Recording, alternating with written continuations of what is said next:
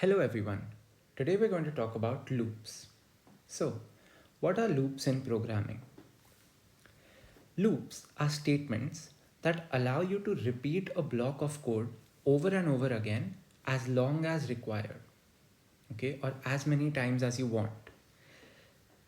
So, basically, if you have some lines of code that you want the computer to execute again and again, you don't need to keep writing these lines of code again and again in your program. You can just put this in a loop and the computer will keep repeating these as long as required, right? But what does as long as required mean to the computer? Or in other words, how does the computer know when to stop repeating that block of code? So basically, the computer keeps repeating the block of code as long as a given logical condition is satisfied. What's happening here is that you will give some logical expression that evaluates to some boolean value to the computer. Okay, this logical expression is what the condition is. Now, as long as this condition is true, the computer will keep repeating the block of code. But as soon as this condition becomes false, the computer will stop repeating the block of code and move on to the next parts of the program. Okay. So now that we've discussed the basic idea about loops in general, let's see why loops are actually important. Why can't we just keep writing the same line of code again and again if we want to make the computer execute this line of code again and again, right? The reason for that is sometimes you might want the computer to execute the same block of code 1,000 times or even 1,000,000 times. In those cases, it's not possible even to copy paste the code 1,000,000 times, right? So in those cases, we can use loops.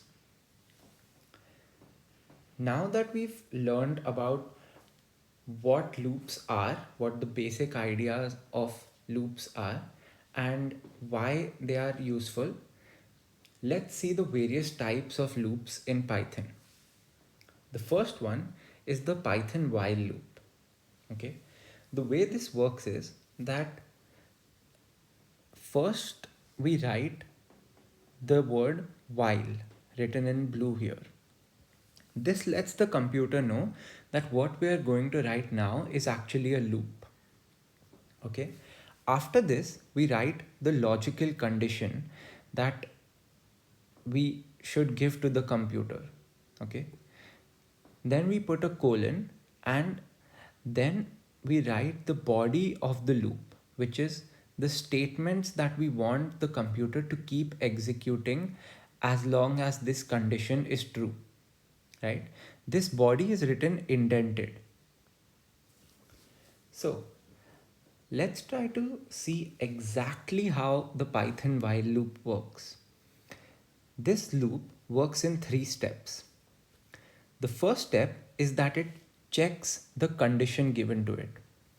If this condition is true, then it runs this indented block of code and then goes back to the first step, i.e., goes back to checking the condition.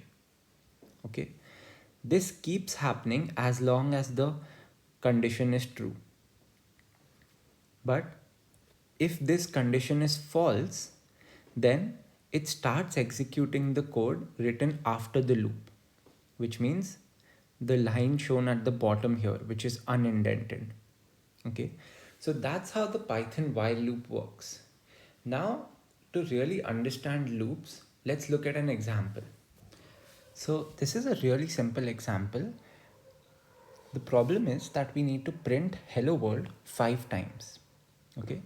Now, since we need to execute some statement that is print hello world some number of times, obviously we should be able to do this using loops, right? But if we're trying to use loops, what should be the condition that we give to the computer, right? This doesn't seem that obvious just by reading the problem. Like, what should be the condition that if that condition is true, then it should keep printing hello world, right? Now we know that we want to print hello world 5 times. So obviously this condition and this number 5, which represents 5 times, these two should be related somehow, right? But we still don't know what the exact condition that we should give it would be, right, to the computer. How would we communicate to the computer that we wanted to print only 5 times using some logical condition, right? The idea here is that we can actually count how many times the loop has already ran. In more formal words, we should count in some variable how many times the body of the loop has already been executed. Okay, so we can keep a variable that keeps counting every time the body of the loop has been executed, and as soon as the value of this variable becomes 5, we should stop executing the loop. So the condition would be something like the value of this variable should be less than 5. If it's less than 5, then we should execute the body of the loop. Otherwise, as soon as it becomes 5, we should exit the loop, right? So now that we have an idea, let's try to formally write down our algorithm, right? Now I'm going to write this down in the form of a flowchart, like how we saw a flowchart in our previous video, similar to that, okay? The first thing that we'll have to do in our program is to make a variable, right? Basically, our idea is that we should count how many times the loop has already ran, right? Or how many times we have already printed hello world. So this count should be stored in some variable, right? So let's call that variable counter. Okay. Now, when the program starts running, the statements inside the loop have not even been executed once, right? So the value of counter initially should be 0. Okay, this is the first thing we should do in our program, that make a variable counter and set its value to 0. After this, what I want to do is check, is the value of counter less than 5? Okay, so if my counter value is actually less than 5, then I should go ahead and print hello world again, right? Because counter counts the number of times hello world has been printed. So if that number of times that hello world has been printed is less than 5, then I should go ahead and print hello world again, right? So that, so yeah, if it is less than 5, then we should go ahead and print hello world,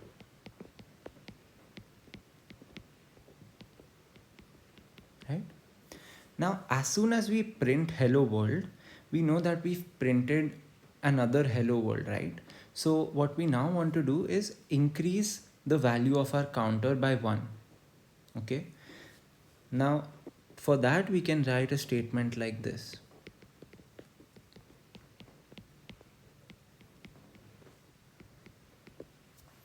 All right, what this statement does is that it increases the value of counter by 1. So how does it do that? It's really simple. This is basically an assignment statement. So the right hand side uses the old value of counter and adds 1 to that old value. Okay, and this value is then assigned to counter again. So the new value of counter becomes the old value of counter plus 1, which basically means uh, adding 1 to counter, right? Now, after this has happened, my program should go back and check again whether counter is less than 5 or not. If it is less than 5, then it should print hello world again, and so on, right? But if it isn't less than 5, then that means that it has just become 5, right? Because I'm only increasing counter by 1 each time. So if it isn't less than 5, that means it's just become 5. That means the number of times I have printed hello world has become 5. Okay? So if counter is not less than 5, then I should end my program, right? Because I've already printed hello world 5 times. So that's it. Now I want you to have a look at this section of the algorithm, right? What this section of the algorithm says is that we should first check a condition. If this condition is true, then we should go ahead and execute some instructions of the algorithm, right? And after that, we should check this condition again, and so on, right? But if this condition is not true, then it should move on to the next instructions in the algorithm, right? This is exactly what we discussed while talking about what loops are, right? This is exactly what loops do. In fact, this is exactly what a while loop does. So this part of the algorithm can be implemented in code using a while loop. Okay. An interesting thing to note here is that if you look at this arrow here, it actually makes a loop, right? And that is where the name comes from, loops. So yeah, that's all for the algorithm. Let's now go on to implementing this. Okay, so we're on our program is online compiler. So let's try to implement the algorithm that we discussed, right?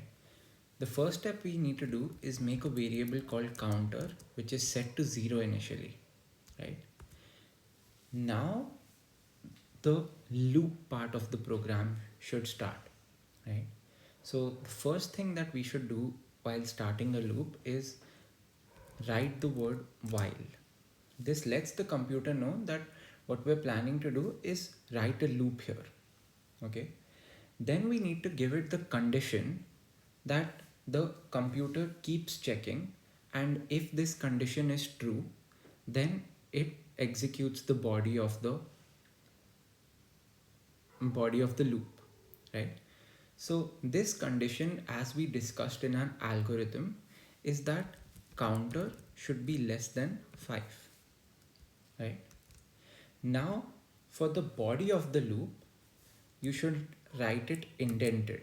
So this is where the body of the loop will be written, and in the body of the loop, all we have to do is first print hello world, right? And after this, we also need to increment the value of counter, right? We need to add 1 to the value of counter so that we know that the body of this loop has been executed one time, right? Or the body of this loop has been executed one more time, in fact. So for that, the statement that we discussed was counter is equal to counter plus 1, right? And that's it. This is the whole body of the loop. So lines 7, 8 and 9 are what the body of the loop should be, right? After this, we don't need to write anything else, right? After this, our program should end. So we just don't write anything else after this program. So now let's try to run this program and see our results. Great. So exactly what we wanted to happen has happened. The computer has printed hello world 5 times.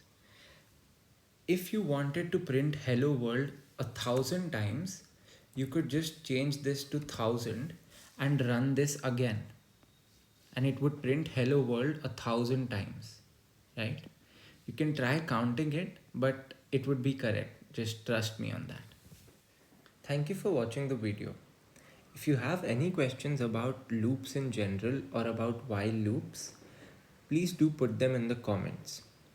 In the next video, we'll be discussing another type of loop known as for loop. So do keep watching.